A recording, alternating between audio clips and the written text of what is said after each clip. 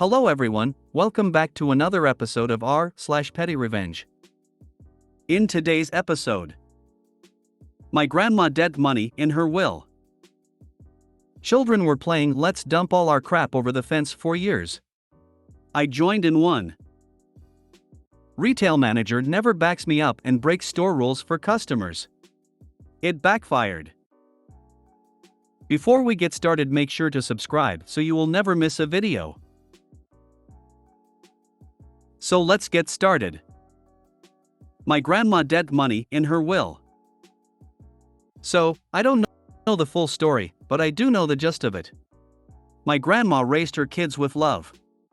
She practically spoiled them, and she raised her grandkids too, me and my two sisters. Two of them, my uncle and my dad, became addicts, and the last, my aunt, became estranged. I've got tons of relatives, so I don't know if I've ever met her. If I have, I don't remember her face or name, so let's call her Little Miss J. J left without looking back, and constantly asked my grandmother for money. She hardly repaid Grandma, which was a big mistake, because, surprise surprise, my grandma was on top of every penny that she had. She was the best I've ever seen when it came to handling funds. But, 2 years ago, my grandma was diagnosed with cancer. She worked her whole life, was the strongest woman on the planet, and nobody got by without paying her their dues. Eventually, my grandma dies. In her will, she gives money to my grandpa, my dad, my uncle, me, and my sisters. Everyone in her family. But, when it comes to Jay, she says, "You still owe me $14. I do not know if she actually somehow did Jay $14 in a will, or just put it in there as a little slap in the face. All Jay was worried about when Grandma died was the money, and she got none of it. I can't be prouder to have a grandma that wouldn't leave this world without the last laugh." Edit, I guess I forgot to include it. Jay is also a drug addict, that's why she needed my grandmother's money constantly. My grandmother was a great woman, and a great mother to me. She raised me well. And another edit, because people want to blame my grandmother, she raised 3 kids that were hers, and 3 kids that weren't. The kids that were hers turned into drug addicts, the 3 kids that weren't turned into people who could handle their emotions and found therapy for themselves. I think it was a generational problem rather than the bad parenting she's being accused of. She was the kindest woman I'd ever met, but also the strongest. All 3 of us are getting therapy for things that aren't related to my grandmother. My uncle, my dad, and my aunt are not. Do we not think that maybe the generational differences of people who were often not given needed resources, and people with the technology to find needed resources, might be a factor in how they handled their mental illnesses? Last edit I'll make, and I am not replying to anyone. I should have expected the Reddit community, notorious for being snobby and pompous, would react like this, but I still feel the need to clarify. None of you know my life simply from the paragraphs written here. I have a long history, and the memories of my grandmother are the only good ones I have. None of the drug addicts in my family, not my mom, not my dad, not my other grandma, not the aunt I do know, not my uncle, not one member of my family has spoken ill about how my grandmother treated her kids. In fact, they've spoken highly of her parenting. It will be a cold day in hell when I let chronically online know-it-alls attempt to change my memory of my grandmother into something she was not. She was an honorable woman, and she is not responsible for the mistakes her children made when faced with an opioid crisis. I know that my dad was long out of the house before he got hooked on drugs, and he is now diagnosed with anxiety. If you'd like to continue blaming my grandma, I'd love to see how you believe she affected the other half of my family who was the same way. A leading cause of addiction is genetics and mental and emotional disorders. Anxiety can be an inherited condition that probably went untreated, as my grandmother was also a very anxious person. What I know is, my grandmother did not work her ass off to be a good person, just for a bunch of self-important prigs to insult her. Bottom line, you don't know my life, I do. This was a funny story because everyone in the family knows Jay is an asshole. Grandma took Petty to the grave with her baller move. There's nothing Jay can do about it, ever, and she'll be talked about forever too. I imagine anytime she buys something and the total is around $14, they'll remind her of it. And that thought is what's going to keep me going today. Grandpa accused each family member of stealing his favorite ice cream scoop. After he passed, we found the scoop at his house, and we all decided it would be fitting to bury Grandpa with his beloved ice cream scoop. Now everyone is happy. It could only be better if she left her a mystery box that Jay could only take possession of after paying the estate $14. It's not enforceable to make Jay pay the estate the $14, as you can't use a will to create indebtedness, but it's a beautifully crafted slap in the face and guarantees no one will ever let Jay forget it. Score 1 for Grandma for getting in the last word. Hope she's sitting up in heaven on a cloud smiling that she could give everyone that little laugh.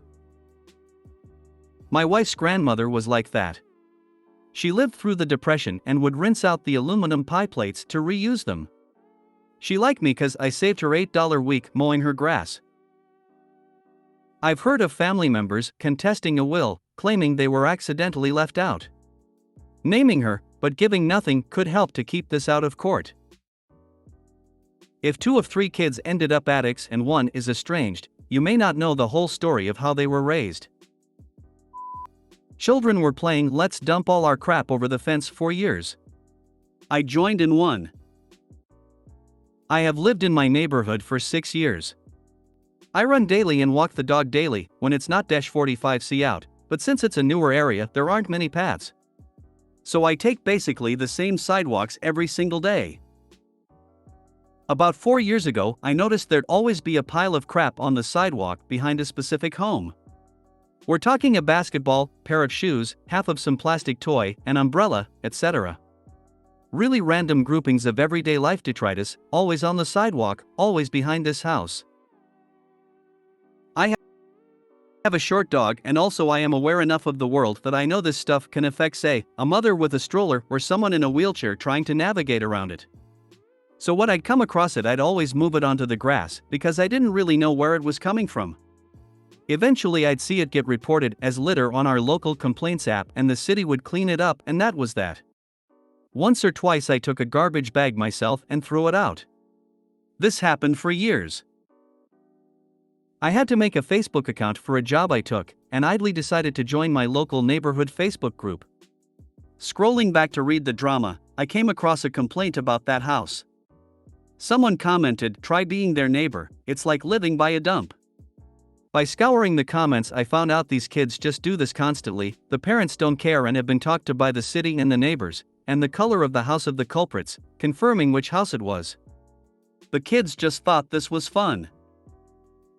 So I decided, why not just throw everything back in? I began doing this in 2021. Shoe? In their yard. Gatorade bottle? Yard. Dog poop bag? Yard. One time a whole Barbie was out there. I picked it up. Chucked it. See, the kids were never out when I was out. So no one really saw me throw it back in. One time we threw the same shoe back and forth 6 times. 6 runs, I saw that glitter Velcro shoe. 6 times, I tossed it back over their fence. This whole thing baffled me because I can't imagine the parents understood where all their shit was going. I saw a whole raincoat, big toys, adult sneakers. Like, these children were taking stuff from the house to do this. It always slowed down in the winter, but once the snow melted, it came back. One day I went for my run and one of those plastic tricycles was there. Something in me snapped. I moved it to the side and left it there. I ignored it for a few days. Then, I went for a walk with my dog. And I heard the kids in the yard. I picked that sucker up, stepped far back, and with all my might, wailed that shit into their yard. I heard a shriek and the sound of breaking, and then silence. Then I walked up to the fence, and said, "I better not see any of your garbage on this sidewalk ever again." And then kept walking with my dog. Because really, what were the kids gonna do? The fence was higher than they were, it was not gated nor close to a walking path, so if they wanted to see me they'd have to go down 6 houses to come out to the path I was on. Their parents clearly didn't care. This was fall 2022. I'm happy to report I haven't seen a single piece of garbage behind their house since. And yes, they still live there, their artwork is still proudly displayed in the windows. A friend of mine learned a hard lesson as a child living in Ventura, California. Growing up with two Dobermans in the family, he was tasked with poop duty. For over a year, he would pitch the turds over the back fence into the neighboring orchard. One fine day, he came home from school and was informed by his mother that there was a project that required his attention in the backyard. Apparently, the farmer who owned the property was disgruntled by the accumulation of feces and used his tractor to dump the pile back over the fence. Had this with my friends' entitled neighbors.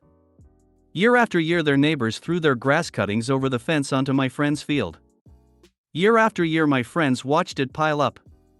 Then when my friends started to build their forever home in the field, they asked the groundworkers to please put it all back where it came from. Perfect revenge. The grass cuttings didn't break down over the years? Good. Someone needed to teach those screeching little hellions a lesson. Glad you were able to educate them a little bit about the real world. I love this read, but when is the real world has a trisile come down from the sky? I'm pretty sure it was divine intervention levels of thought that stopped the behavior. One time in New Orleans' lower 9th Ward I was doing property cleanup about a year post-Hurricane Katrina. I was using a push bush hogging mower used for big thick brush. Was cleaning next to a property that was getting rebuilt. I was working in thick growth and it was hot as hell and it started to stink something fierce. Soon I realized I was mowing over countless bags of hot fresh human shit. All the workers from the construction site next door were shitting in bags and tossing them into the dilapidated overgrown property next door that I was tasked to clean up. It was fun untangling all that poop-smeared plastic out of my mower blades. Construction workers can be the worst with trash. Never encountered hot turds, thank God. The other day I walked past some road work and saw the guys just chucking empty water bottles into the storm sewer. Like, why? I hope you started tossing it all back. When I was a kid, maybe 8, my neighbor had a Halloween party and they took everyone's pumpkin on the street and smashed it in the road. I worked hard on my pumpkin. So a couple months later the cousins come to visit. I tell them. We go into the canyon with sticks and break off pieces of this big prickly pear cactus. Then launch them over the fence to the neighbor's yard. Cactus on the roof, cactus in the pool, etc. Never heard anything about it. Retail manager never backs me up and breaks store rules for customers. It backfired. I feel like anyone who has ever worked retail can relate to this. You go in the job and they tell you all the rules and things you can and can't do. Until a customer gets upset and gets a manager and then the manager comes over like, oh how could you not allow this sweet lady to not do this, and uses their manager override to allow the customer to do whatever they want. Making them look like the hero and you look like the angry employee that didn't let them do what they wanted. Back when I worked retail I had this happen countless times. This meal doesn't come with cornbread, that'll be an extra $1.50. Manager comes over and gives them cornbread. The discount you were talking about was for a sale that ended 2 days ago. Sorry, they get pissed at you and the manager comes over and gives them the discount anyway.